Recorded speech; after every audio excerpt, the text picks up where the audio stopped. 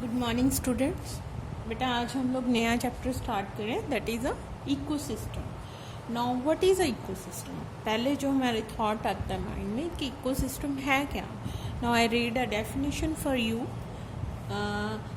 An ecosystem may be defined as a natural functional ecological unit comprising living organisms and their non-living environment that interact to form a stable and sustainable supporting system. Now what does it mean? अभी मैं इसको detail में define करूँ अगर कि हमारे surrounding में जो लिविंग ऑर्गेनिजम्स हैं और जो नॉन लिविंग थिंग्स हैं, ठीक है, वो आपस में कैसे कोऑर्डिनेट करके, ठीक है, उनका आपस में क्या रिलेशनशिप है और उसके थ्रू जो एक सिस्टम बनता है जो सेल्फ सपोर्टिंग सिस्टम है, अपने आप को खुद ही रन कर सकता है, उसको बोलते हैं हम इकोसिस्टम। ठीक है। नाउ अगर हम इसकी ऑर्गेनाइजेशन देखें या कंपोनेंट्स देखें इकोसिस्टम के, कंपोनेंट से क्या मतलब होता है कि किन किन चीज़ों से मिलकर वो इकोसिस्टम बना है। ठीक है। तो फर्स्ट दो डिवीज़न करते हैं इसके कंपोनेंट्स की, biotic components and abiotic components. Biotic components में क्या कौन सी चीज़ें आ जाती हैं? फर्स्ट जो आ जाते हैं प्रोड्यूसर्स आ जाते हैं बेटा, ठीक है, लिविंग थिंग्स आ जाती है, उसमें सबसे पहले आते हैं प्रोड्यूसर्स। नाउ प्रोड्यूसर्स कौन से हैं? वो साइनोबैक्टीरिया हो सकता है, वो ब्लू ग्रीन एल्गी हो सकती है, वो ग्रीन प्लांट्स हो सकते हैं। प्रोड्यूसर्स का मतलब जो सनलाइट को यूज़ करके फोटोसिंथेसिस करके अपना फूड खुद सिंथेसाइज करते हैं, उनको हम लोग प्रोड्यूसर्स बोलते हैं। तो कौन सी रिएक्शंस होती है फोटोसिंथेसिस के लिए? सिर्फ 6 कार्बन डाइऑक्साइड जब 6 मॉलिक्यूल ऑफ वाटर के साथ ज्वाइन करते हैं in the presence of sunlight, ठीक है, तो ये सारी प्रोसेस कहाँ होती है? ग्रीन लीव्स में, क्लोरोफिल सेक्शन में। ठीक है। तो क्या बनता है हमारे पास? Glucose molecules. क्या है उसका फॉर्मूला? C6H12O6 प्लस, और क्या बनता है? प्लांट्स क्या रिलीज करते हैं? ऑक्सीजन। ठीक है, वो बाद में एस्केप हो जाती है फ्रॉम द लीव्स और शूट्स ऑफ द प्लांट्स। ठीक है, तो ये बेसिक रिएक्शन है जो आपने लर्न करनी है फोटोसिंथेसिस की। It occurs in all kinds of the producers. तो ये है सबसे पहला स्टेप या सबसे पहला trophic level in case of the biotic components, right.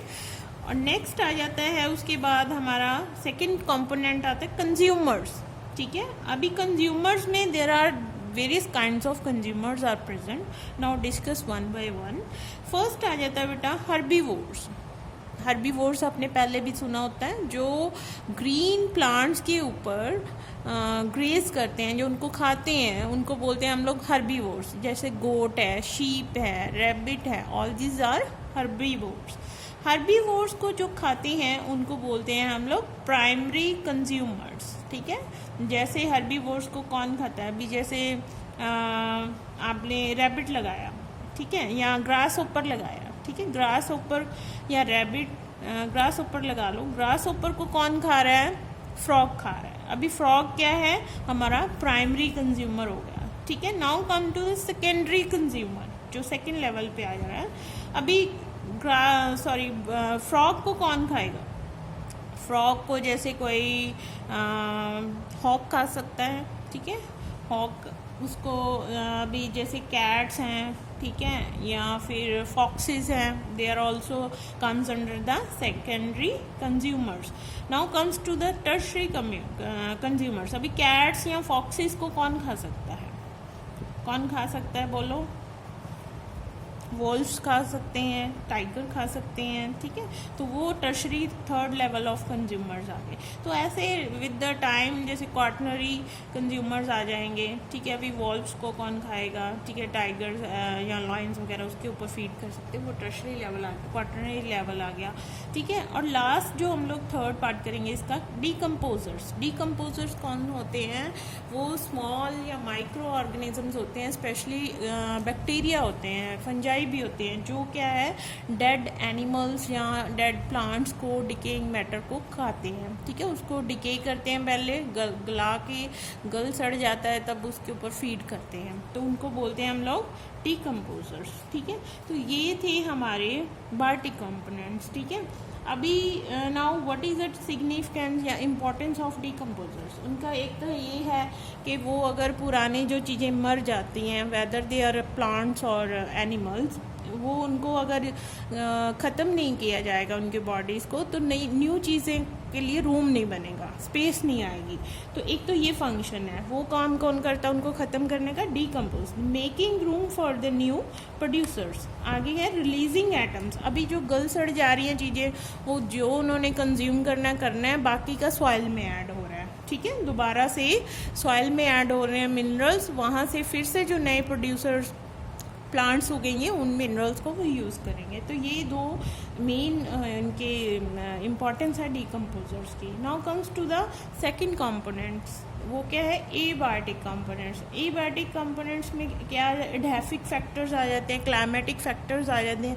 Climatic में आ जाता है लाइट, टेम्परेचर, एयर, ठीक है, विंड जिसको बोलते हैं, तो ये सारे आ जाते हैं क्लाइमेटिक। एडहेफिक में आ जाते हैं सॉइल रिगार्डिंग फैक्टर्स, ठीक है, कितनी मॉइस्चर है, कौन सी टाइप ऑफ सॉइल है, ठीक है, तो वो सारा का सारा आ जाता है आपका abiotic components of the ecosystem, right. Next हमने जो पढ़ना है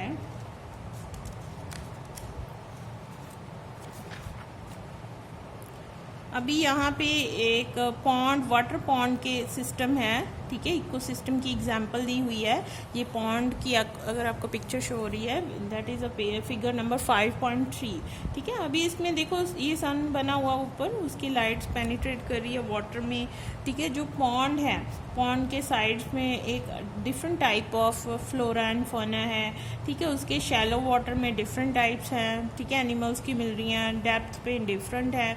अभी देखो जो इसका शोर है पॉन्ड का, वहाँ पे प्रोड्यूसर्स हैं, ठीक है, छोटे छोटे प्लांट्स हैं, ठीक है, और जैसे जैसे डेप्थ इंक्रीज हो रही है फिर क्या है प्राइमरी कंज्यूमर्स आ रहे हैं, प्लांट्स के अप्रोच, जो प्लांट्स को अप्रोच कर रहे हैं। फिर आगे मूव करो फ्रॉम लेफ़्ट टू राइट, फिर क्या है सेकेंडरी कंज्यूमर्स आ गए, ठीक है, स्मॉल फिशेस आ गई। फिर उसके बाद कौन से आ रहे हैं, टर्शरी कंज्यूमर्स आ रहे हैं, लार्ज फिश आ रही हैं, ठीक है। एंड लास्ट में क्या है डिकम्पोजर्स पड़े हुए हैं, ठीक है। डिकम्पोजर्स में क्या है बैक्टीरिया, फंजाई आ जाती है जो मटेरियल को डिके करती हैं, ठीक है। तो it is one of the example of the ecosystem which is known by the water pond ecosystem, right. तो ये आपने कर लेना है यहाँ से। नेक्स्ट आ जा रहा है आपका फूड चेन। अभी फूड चेन तो आपकी 9th से स्टार्ट हो जाती है, आपको भी पता है फूड चेन क्या है, लेकिन मैं आपके लिए डेफिनेशन रीड कर रही हूँ यहाँ पे। अ food chain is a nutritive interaction between the series of organisms, each of which eats preceding one and is eaten up by the succeeding one, ठीक है।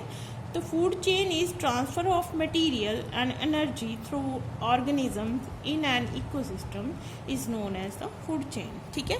तो अभी इसमें क्या है, अगर इसकी डेफिनेशन पढ़ें तो एक तो न्यूट्रेटिव रिलेशनशिप है अमंग द ऑर्गेनिज्म, खाने के कनेक्शंस हैं, ठीक है, between the one organisms and the other organism, ठीक है। तो एक जो पहले खा रहा है जिसको, ठीक है, उसको कोई और खा रहा है तो उसको एक सीरीज ऑफ चेन बन रही है, that is known as the food chain. तो एक ही सीरीज में एनर्जी ट्रांसफर हो रही है। आगे हम लोग करेंगे, यहाँ पे आपने फिगर 5.5 देख लीजिए, that is a simplified food chain. अभी अगर इसको देखें, ग्रास है, स्टार्टिंग में प्रोड्यूसर पड़े हुए हैं, ग्रास है, ग्रास को रैबिट खा रहा है, रैबिट को कैट खा रही है, कैट को वुल्फ खा रहा है, वुल्फ को टाइगर खा रहा है, और टाइगर को कौन आफ्टर द डेथ डिकम्पोज हो रहा है with the help of the bacteria and fungi, ठीक है। तो ये सिंपलेस्ट फूड चेन है, ये आपने कर लेनी है। यहाँ पे क्या है, अगर आप देखो तो एनर्जी फ्लो है वो यूनिडायरेक्शनल है, एक ही लाइन में एनर्जी फ्लो हो रहा है, जैसे ही फूड जिधर को मूव कर रहा है उसी साइड को, उसी डायरेक्शन में एनर्जी मूव कर रही है बेटा, ठीक है। तो नेक्स्ट है हमारी फूड वेब। अभी मैंने फूड चेन बताया, वो लीनियर फैशन होता है। लीनियर फैशन में क्या होता है, एक ही डायरेक्शन में मूवमेंट होने किसी चीज़ की। लेकिन जब हम फूड वेब की बात करें, वेब से ही पता चलता है जो इंटरकनेक्टेड हो, जाला टाइप्स हो, ठीक है, तो उसको फूड वेब बोलते हैं। अभी इसकी डेफिनेशन वो बोलती है, द वेरियस इंटरलिंकिंग और interacting food chains in a community constitute the complex system of nutritive interactions called the food web.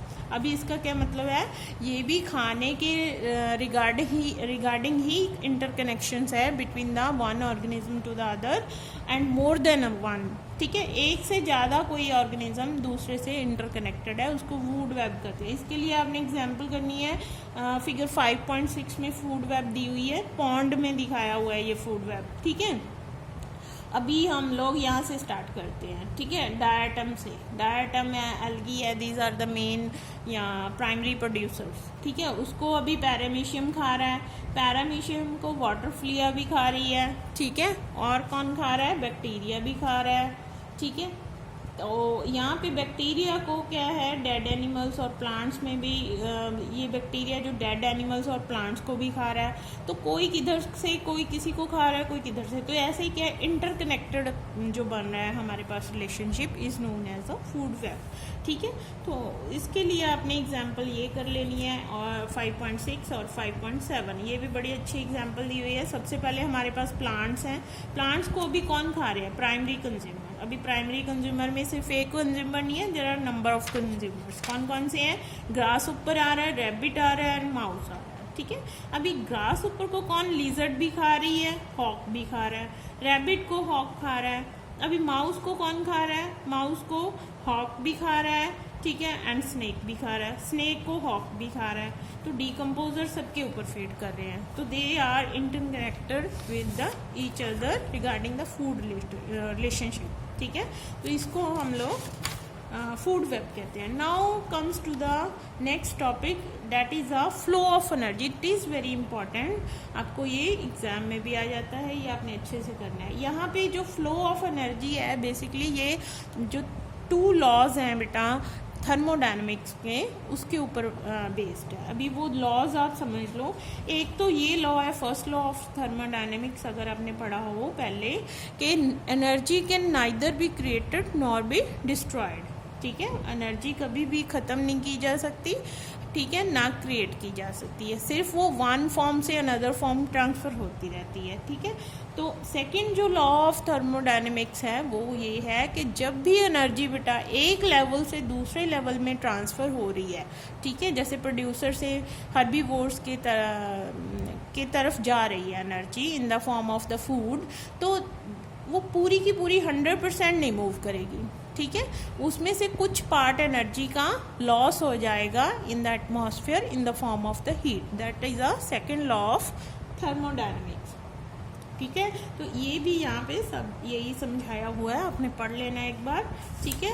और अगर हम लोग इन टर्म्स ऑफ मैथमेटिक्स देखें तो यहाँ पे हम लोग जैसे सनलाइट है, ठीक है, प्लांट्स के ऊपर जो हमारे प्रोड्यूसर्स हैं, ठीक है, उनके ऊपर 1000 किलो जो है कैलोरीज लाइट पड़ी, या उन्होंने एनर्जी ली 1000 किलो कैलोरी, ठीक है, एनर्जी उन्होंने ली। किन्होंने, प्राइमरी हमारे जो प्रोड्यूसर्स हैं, ठीक है, प्रोड्यूसर्स ने 1000 किलो कैलोरी एनर्जी ली। फिर क्या हुआ, जो उसके ऊपर सबसे पहले कौन फीड करेंगे प्लांट्स के ऊपर, हर्बीवोर्स, राइट।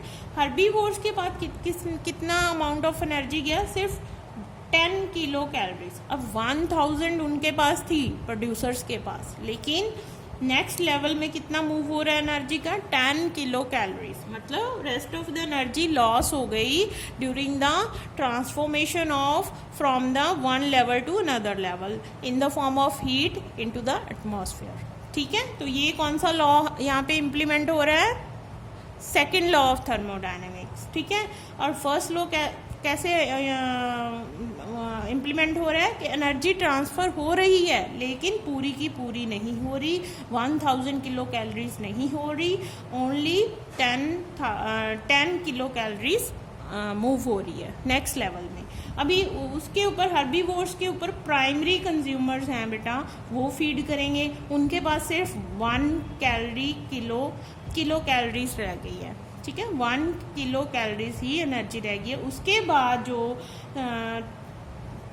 नेक्स्ट लेवल जो उसके ऊपर फीड करेगा, उसके पास जो लास्ट लेवल है उसके पास 0.1 किलो कैलोरीज ही एनर्जी रह गई है, ठीक है। तो ऐसे क्या है, विद द जैसे जैसे फूड चेन आगे बढ़ती है वैसे वैसे जो एनर्जी का अमाउंट है वो कम होता जाता है। तो ये है फ्लो ऑफ एनर्जी, ठीक है, ये कर लेना अच्छे से। नेक्स्ट है इकोलॉजिकल पिरामिड्स, ठीक है। पिरामिड्स का क्या मतलब है, ठीक है, ट्रायंगल शेप में जो हम लोग बनाते हैं उसको पिरामिड बोलते हैं, ये तो आपको भी पता होगा। There are various kinds of pyramids given in your book. First जो टाइप ऑफ पिरामिड है that is a pyramid of number में अगर हम लोग एग्जाम्पल करेंगे, फिगर आपने करनी है 5.9, ठीक है। तो इसमें देखोगे अगर आप सबसे जो बेस है पिरामिड का, नंबर के हिसाब से कर रहे हैं, अभी नंबर सबसे ज़्यादा किसका होता है, प्लांट्स का होता है, तो उसको सबसे ज़्यादा जो ब्रॉडर बेस है वहाँ रखेंगे क्योंकि उसका नंबर ज़्यादा है। तो plants are followed by minute, जो उसके बाद जो उसके ऊपर प्लांट्स के ऊपर फीड करते हैं, कौन फीड कर रहा है, इंसेक्ट्स, उनका नंबर हमेशा कम होएगा प्लांट से, तो इसलिए वो ऊपर आ जाएंगे। इंसेक्ट्स के ऊपर जो नेक्स्ट जो कार्निवोर्स हैं, इंसेक्ट्स हैं, वो फीड करेंगे, उनका नंबर और भी कम हो जाएगा। तो ऐसे ऐसे जैसे जैसे हम ऊपर की तरफ मूव करेंगे from the base of the pyramid towards the apex, तो नंबर ऑफ जो ऑर्गेनिजम्स हैं वो कम होते जाएंगे, उसी हिसाब से हमने इनको अरेंज करना है। तो ये है example of the number of the pyramid, right. Next बेटा आ रहा है हमारे पास, कौन सा आ रहा है पिरामिड, पिरामिड ऑफ एनर्जी। ये अभी हमने पीछे एग्जाम्पल की है। सबसे पहले नीचे बेस में हमारे पास प्लांट्स आ गए, हर्बीवोर्स, जिसमें वेजिटेशन लिखा हुआ है, यहाँ पे वेजिटेशन मीन्स भी प्लांट्स ही होता है। तो इनके पास एनर्जी कितनी है, 1000 किलोग्राम। नेक्स्ट आ गए हर्बीवोर्स, उनके पास सिर्फ 100 किलोग्राम रहेगी। उसके बाद प्राइमरी कार्निवोर्स 10 किलोग्राम रहेगी, फिर secondary carnivores 1 kilogram, and tertiary के पास सिर्फ 0.1 किलोग्राम रहेगी। तो ये आपने पहले भी अभी मतलब डिस्कस करके हटे हैं, तो ये अभी आपने पिरामिड ऑफ एनर्जी भी करना है, इसके लिए 5.11 फिगर आपने रेफर करनी है। तो हमारे पास जो लास्ट आ रहा है, ये आपने 2 पिरामिड कर लेने हैं, यही है हमारे पास number of pyramid of numbers and pyramid of energy, ठीक है। बायोमास का भी सेम ही चलेगा, ठीक है, सबसे ज़्यादा जिसका नंबर है उसका सबसे ज़्यादा बायोमास होगा, ठीक है। जैसे ऊपर ऊपर जाएंगे तो बायोमास भी डिक्रीज होता जाएगा, वैसे ही उसकी आपने हायरार्की बनानी है, स्ट्रेटिफिकेशन करनी है, ठीक है। तो ये आपने ऐसे पिरामिड्स करना है। Now what is a main, अभी ये आपका मुझे नहीं पता पेपर में आता कि नहीं, आपके सिलेबस में भी नहीं है, लेकिन अभी आप ये मुझे बताओ कि हैबिटेट और निच में क्या फ़र्क है। ये ज़्यादातर बच्चों को क्लियर नहीं होता। बेटा हैबिटेट बेसिकली हम उसको कहते हैं जहाँ पे कोई भी ऑर्गेनिज्म रहता है, ठीक है, और यू कैन ऑल्सो से कि it is a address of an organism, ठीक है। अगर हमने किसी का एड्रेस दे दिया दैट मीन्स वो वहाँ पे रहता है, that is a habitat of that organism, right. Now what is a निच, निच को भी बच्चे हैबिटेट की तरह ही डिफाइन करते हैं, लेकिन ये निच क्या है, it is totally different term. निच का क्या मतलब होता है कि what is the occupation of that organism, उसको हम बोलते हैं इकोलॉजिकल निच, ठीक है। इकोलॉजिकल निच का क्या मतलब है, वो काम क्या करता है, खाता क्या है, या कोई भी उसका जो प्रोफेशनल रिलेशन है किसी के भी तरफ, वो उसका निच होगा। अभी एग्जांपल दे रही हूँ मैं, जैसे हमारे पास 2 ऑर्गेनिज्म थे, organism A and organism B, right. अभी ए और बी दोनों एक पॉन्ड के किनारे पे रहते थे, ठीक है। एक किनारे पे लेफ्ट साइड जो एक किनारा है पॉन्ड का, वहाँ पे ये दोनों रहते हैं। Now what is now habitat क्या हुआ उनका, that is a habitat of the A and B, ठीक है। लेफ्ट साइड जो पॉन्ड है उसका जो ड्रेस देंगे ए और बी का, वो क्या है, हैबिटेट हो गया। अभी दोनों का इकोलॉजिकल निच क्या डिफरेंट है। वो क्या है, जो ए ऑर्गेनिज्म है वो क्या है, कार्निवोरस है, वो छोटे छोटे इंसेक्ट्स खा रहा है, ठीक है, पॉन्ड में जो पड़े हैं। अभी बी है जो, वो हर्बीवोरस है, ठीक है, वो प्लांट्स के ऊपर फीड कर रहा है। तो दोनों का इकोलॉजिकल निच क्या है, हर्बीवोर है वो क्या है, कार्निवोर है। तो दोनों का इकोलॉजिकल निच क्या है, डिफरेंट है। हैबिटेट क्या है बेटा, सेम है। नो, आपको क्लियर होना चाहिए ये टर्म अगर आप इकोलॉजी पढ़ रहे हो, what is a habitat and निच, ठीक है। तो नेक्स्ट जो टॉपिक हमने करना है, कल स्टार्ट करेंगे, that is a biomes. Various kinds of biomes दिए हुए हैं आपके, ठीक है। तो वो 1 by 1 हम लोग डिस्कस करेंगे। आज के लिए बेटा इतना ही है। Thank you very much.